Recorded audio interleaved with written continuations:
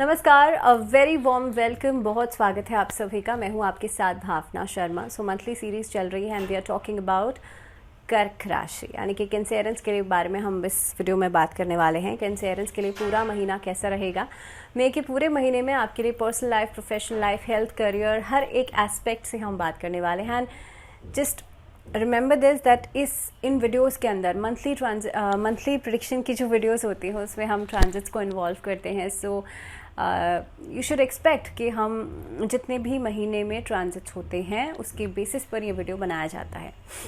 चलिए अब हम बात करते हैं सबसे पहले एक ओवरव्यू की, जिसमें कि जितने भी बदलाव होने वाले हैं इस महीने के अंदर कर्क राशि वाले लोगों के लिए कौन से ग्रह की स्थिति कहाँ कहाँ रहने वाली है। सो देखिए, अगर मैं सबसे इम्पोर्टेंटली बृहस्पति की स्थिति की बात करूं तो आपके लिए दशम भाव में रहेगी, जहां पहले से ही बुध उपस्थित रहेंगे। इसके ही प्रभाव से आप देखेंगे नौकरी में बदलाव, नौकरी में चेंजेस, क्योंकि दशम भाव आपके करियर का होता है, आपके वर्क प्लेस का होता है। और इस अवधि में आप देखेंगे आपकी ग्रोथ होगी। इस अवधि में आप नॉलेज को गेन करने के लिए आगे बढ़ेंगे। लेकिन हाँ, क्योंकि राहु की उपस्थिति भी बनती है तो काफ़ी हद तक आपको दबाव भी झेलना पड़ेगा अपने सीनियर्स का, डिस्ट्रैक्शन भी रहेंगी।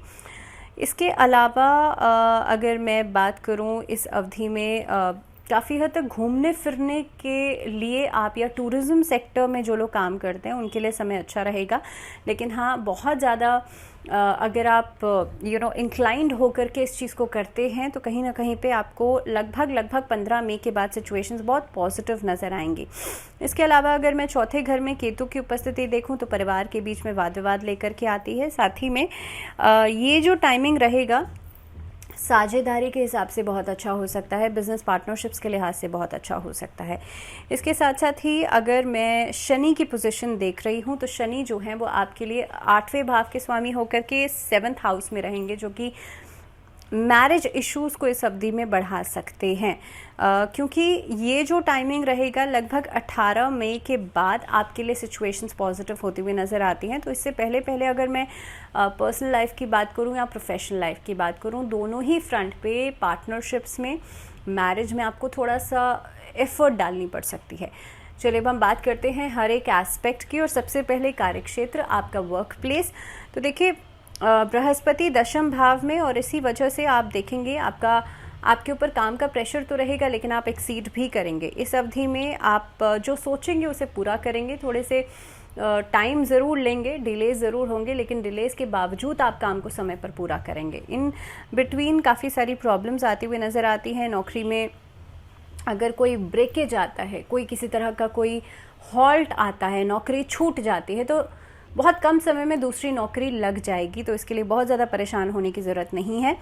अगर इस समय पर आप नौकरी में बदलाव के बारे में सोच रहे हैं तो सीनियर्स की तरफ से आपको एक मोटिवेशन भी मिलेगा और काफ़ी हद तक नई नौकरी में आपको आपके काम की सराहना भी मिलेगी।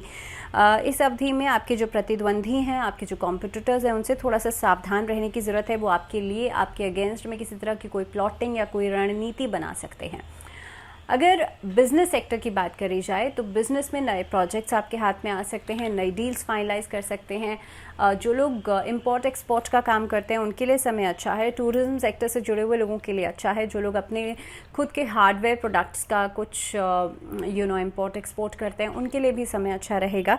तो कुल मिलाकर के बिजनेस सेक्टर से जुड़े हुए लोगों के लिए कामकाज जो है वो बहुत ही अच्छा चलने वाला है। लोगों के साथ कोलैबोरेशन में जुड़ करके आप कार्य कर सकते हैं। आर्थिक स्थिति की बात करी जाए तो देखिए, 8वें घर में शनि, दशम भाव में बृहस्पति और राहु के जो स्थिति बनती है, इसका सीधा असर आर्थिक तौर से आपके लिए इनिशियल फ्रंट में दिखाई देता है, जिसके कारण आप देखेंगे कि पैसे को इकट्ठा करने में, इन्वेस्ट करने में दिक्कतें आ सकती हैं। इस अवधि में आप देखेंगे कि खर्चा आपके लिए बढ़ेगा और ख़ास तौर पर नुकसान होने की संभावना बनती है। सपोज़ आपने कहीं पर पैसा इन्वेस्ट किया, वहाँ पर नुकसान होने के चांसेस जो हैं वो ज़्यादा बढ़ जाएंगे। तो कोशिश ये कीजिएगा कोई भी ऐसा कार्य है उसमें बड़े अमाउंट का पैसा इन्वेस्ट नहीं कीजिएगा। काफ़ी हद तक आप देखेंगे पैसे को लेकर के जो जोड़ तोड़ है उस पर आपको बहुत ज़्यादा एफर्ट डालनी पड़ सकती है। आप देखेंगे 18 से 20 मई के बाद सिचुएशंस आपके लिए पॉजिटिव रहेंगी और अगर कोई हेल्थ इशू चल रहा है वो ख़त्म हो जाएगा। अगर मैं सैटर्न की पोजीशन की बात करूं तो इस अवधि में आपको डेंटल प्रॉब्लम्स या आई के इन्फेक्शंस हो सकते हैं, ऐसी चीज़ों से थोड़ा सा संभल करके चलेगा। अब बात करते हैं रिलेशनशिप्स की, लव रिलेशनशिप्स या फिर आपके लिए शादीशुदा जीवन कैसा रहेगा। तो देखिए, लव रिलेशनशिप्स के लिहाज से अगर मैं सैटर्न की पोजीशन देख रही हूँ तो यहाँ पर आपके लिए महीने के पहले 10 से 15 दिन रिश्तों में खटास के रहेंगे।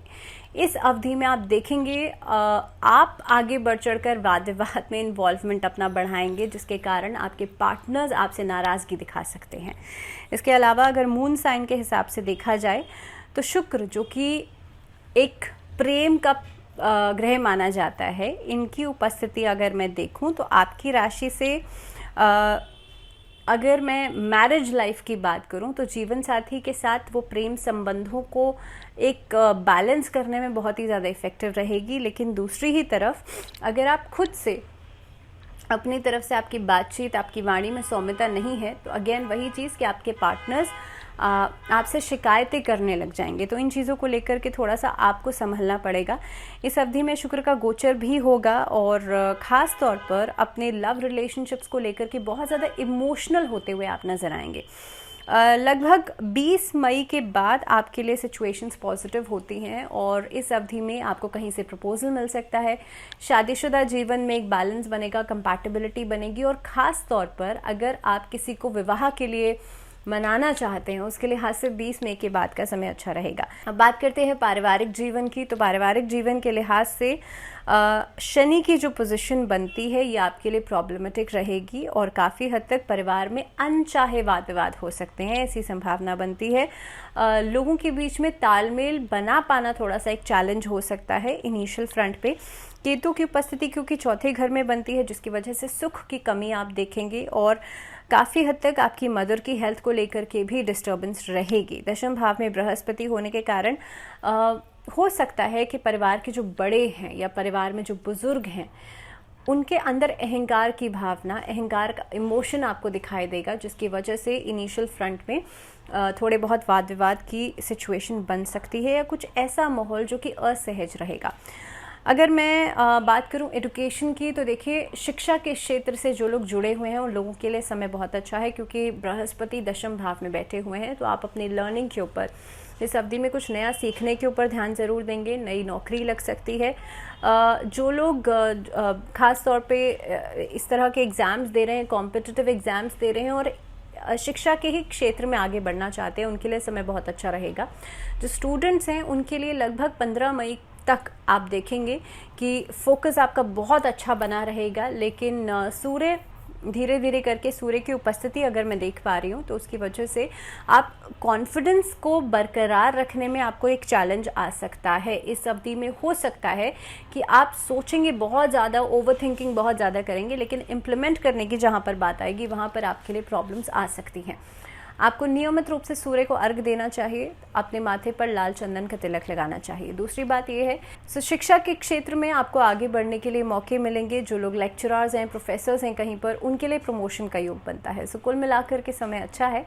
अगर हम उपाय की बात करें तो भगवान शिव की उपासना करना इस महीने में अच्छा रहेगा। भगवान शिव के पंचाक्षरी मंत्र का जाप ज़रूर कीजिएगा। जो लोग बिजनेसमैन हैं वो लोग शिवलिंग पर गन्ने का रस ज़रूर अर्पित करें। अगर आप देखेंगे बहुत ज़्यादा स्ट्रेस रहता है तो शिवलिंग पर गंगा जल ओम नमः शिवाय का जाप करते हुए आप अर्पित करें। अगर मैरिज में इश्यूज़ बहुत ज़्यादा हैं तो ओम पार्वती पते नमः इस मंत्र का जाप करते हुए आप शिवलिंग पर गंगा जल अर्पित करें।